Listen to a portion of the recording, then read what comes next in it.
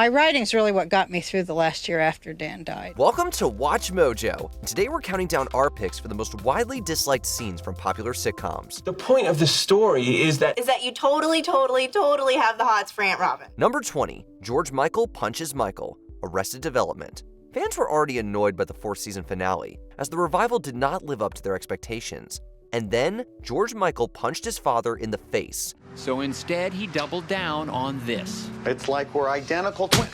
And what little goodwill was left was instantly evaporated. The punch felt out of character and tonally off compared to the show's earlier seasons, when George Michael adored his father with every ounce of his being.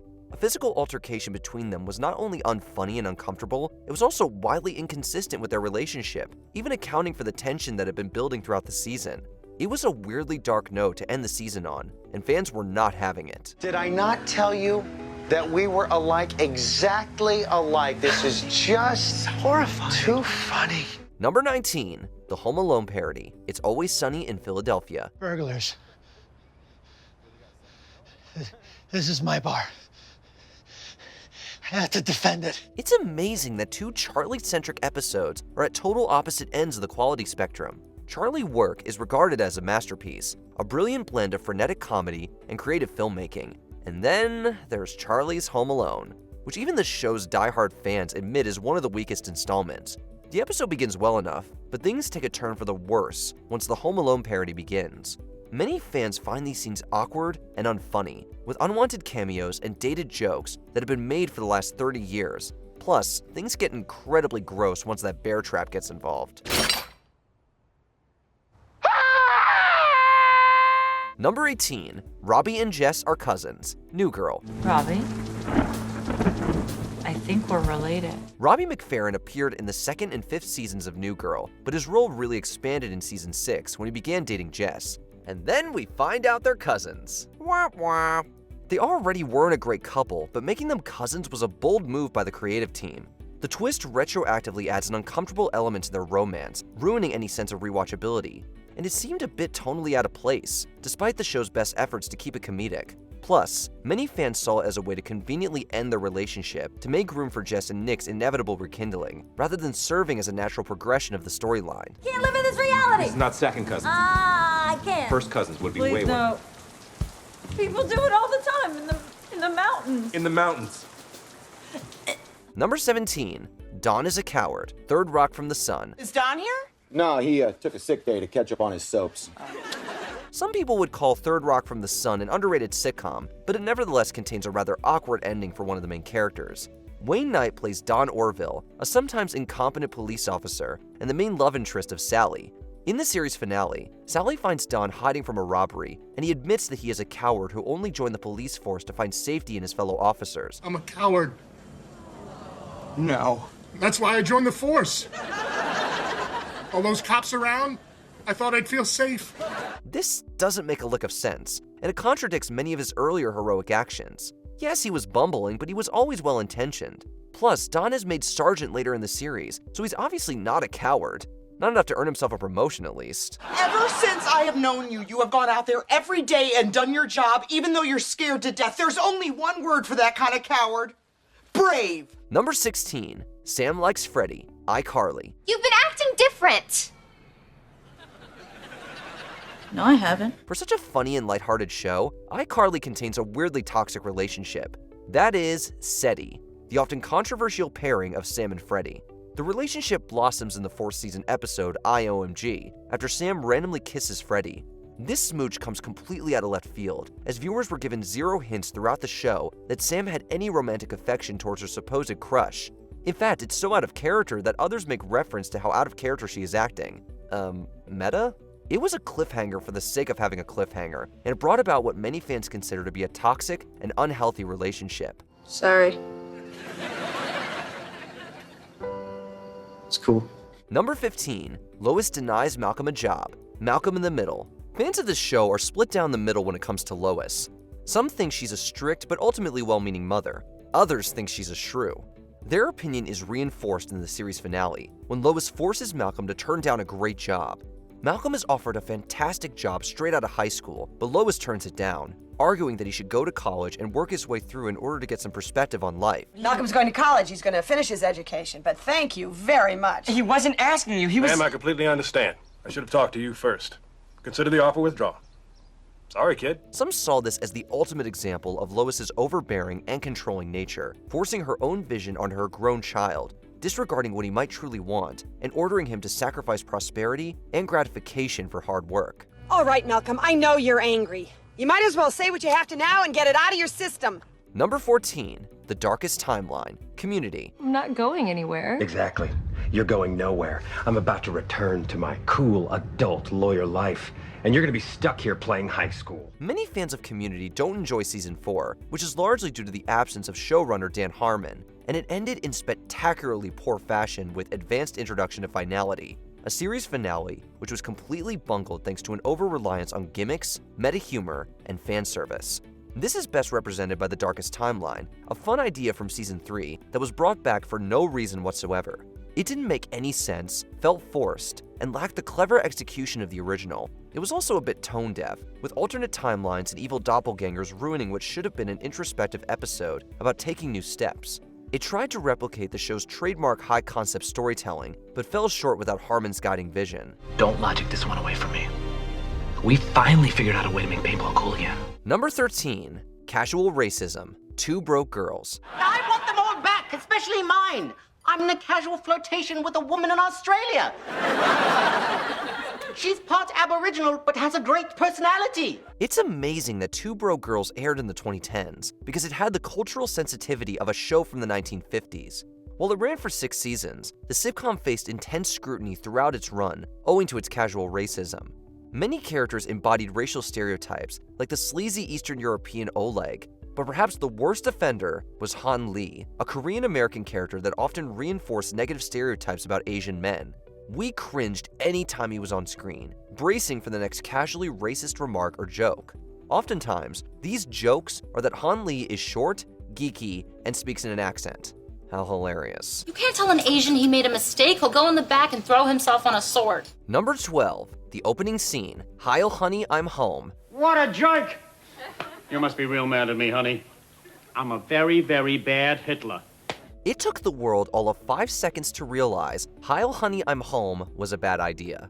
A spoof of the traditional 50s sitcom, it stars Hitler and Eva Braun as they fail to get along with their Jewish neighbors. Sometimes you just have to pause and ask yourself, no, seriously, what were they thinking?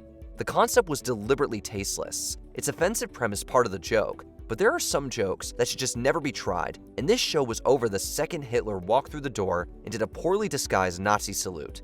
8 episodes were filmed, but the show was canceled after the pilot owing to the public's palpable outrage. It's the Goldensteins. I don't want those putches to know about Chamberlain. You saw the way they were when the Mussolinis were over here. They snuck by the apartment every 5 minutes. Number 11, Dr. Nora, Frasier. No, that's not it. Let me help you see this from a different perspective.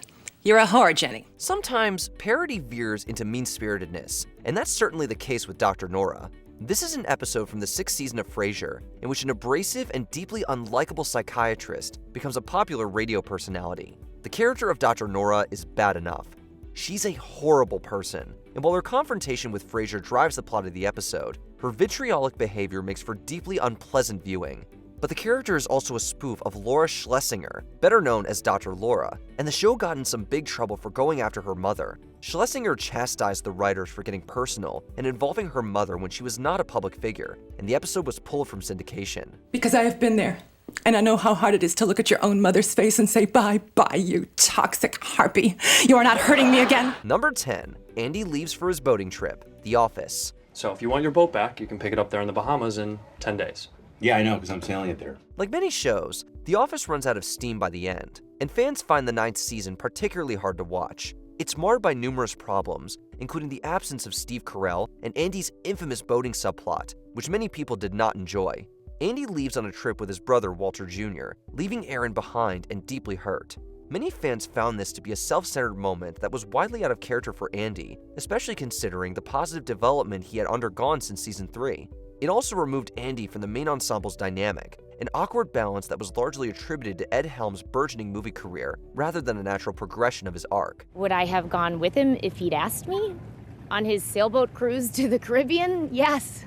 I think that would have been really fun and romantic. Number 9, Charlie's Death, 2.5 Men. I know this is a very sad day for all of us. Speak for yourself. By 2011, Charlie Sheen was causing some major problems, so executives decided that he had to go. Fans did not like the idea of a Charlie-less 2.5 Men, and they really didn't like how the show decided to write him off. He supposedly killed off screen between seasons 8 and 9, with Rose telling everyone that he was hit by a train while they were honeymooning in Paris. The explanation was unceremonious, almost insultingly so.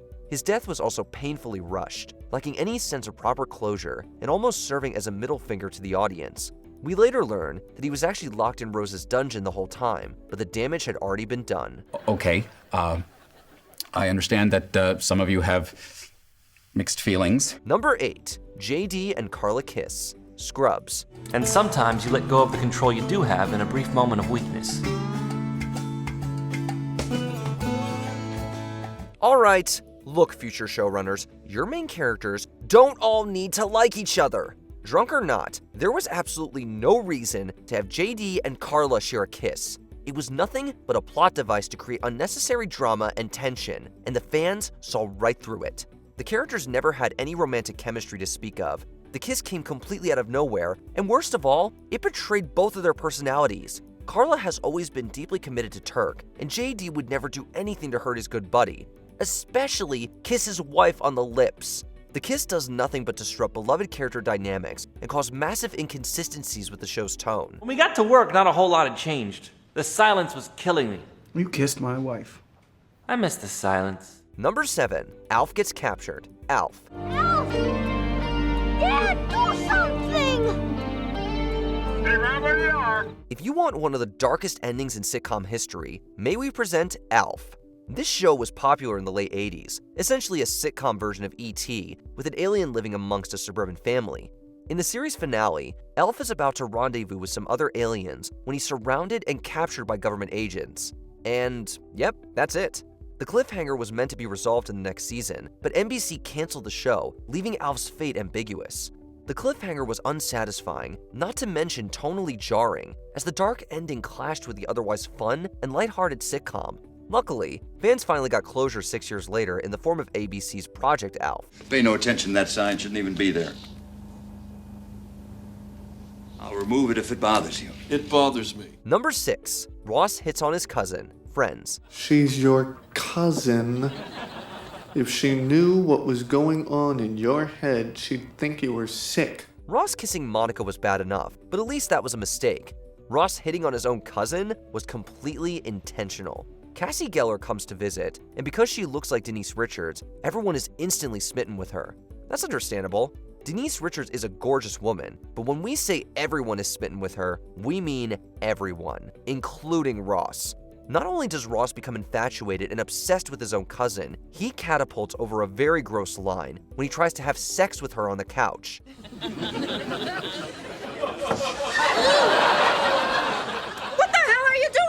For many fans, this was a low point in Ross's character arc, a move that had many raising their eyebrows and scratching their heads in disgust.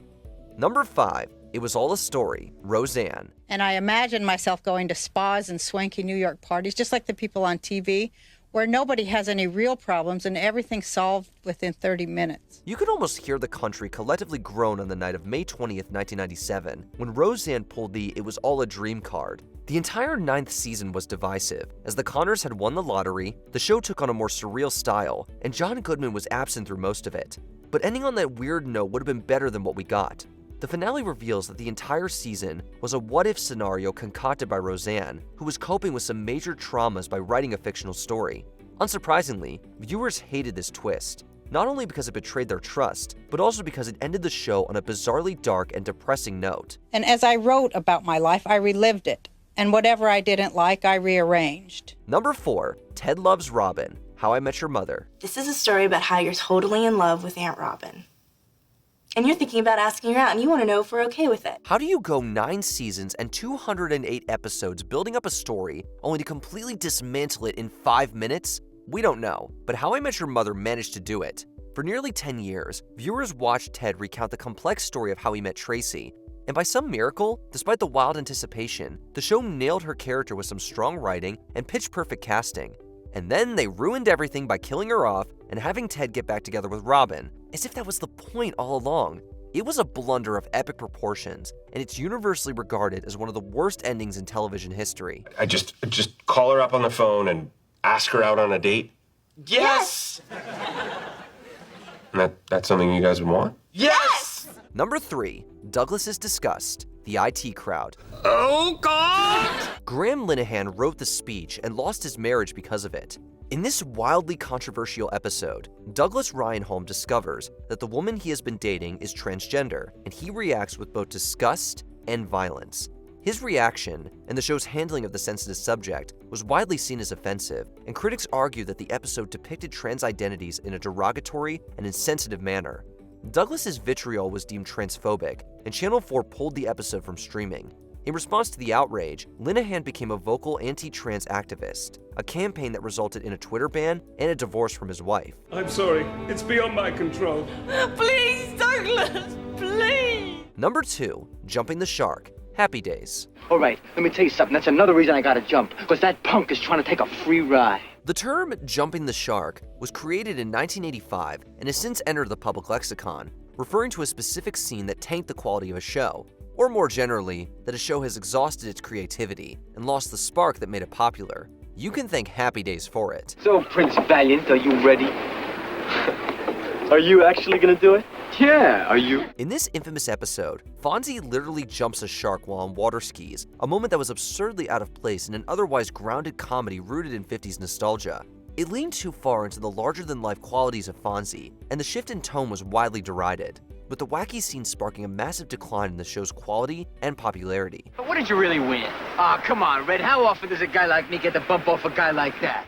Before we continue, be sure to subscribe to our channel and ring the bell to get notified about our latest videos. You have the option to be notified for occasional videos or all of them. If you're on your phone, make sure you go into your settings and switch on notifications.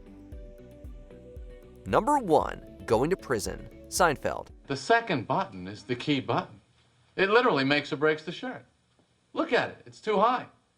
It's in no man's land. Even if it's not the worst series finale in TV history, it's probably the most notorious. We're talking about the finale, which has lived in infamy since May 14th, 1998. There are various reasons why fans don't enjoy it, including its cheap clip show nature, but perhaps the biggest criticism is the ending itself, with all 4 characters being thrown in prison. Facing punishment for their typical antics felt jarring and out of sync with the rest of the series, and some didn't like how the show suddenly introduced a moral compass after nearly 10 years. Others thought it was too dark or anticlimactic. The controversial ending was later parodied in Curb Your Enthusiasm, suggesting that even the people who made it didn't really like it. Larry, we already screwed up one finale. We can't do another. We didn't screw up a finale. That was a good finale. Did you enjoy any of these scenes? Let us know in the comments below. Oh, I can't watch. What if he doesn't make it? Did you enjoy this video? Check out these other clips from WatchMojo, and be sure to subscribe and ring the bell to be notified about our latest videos.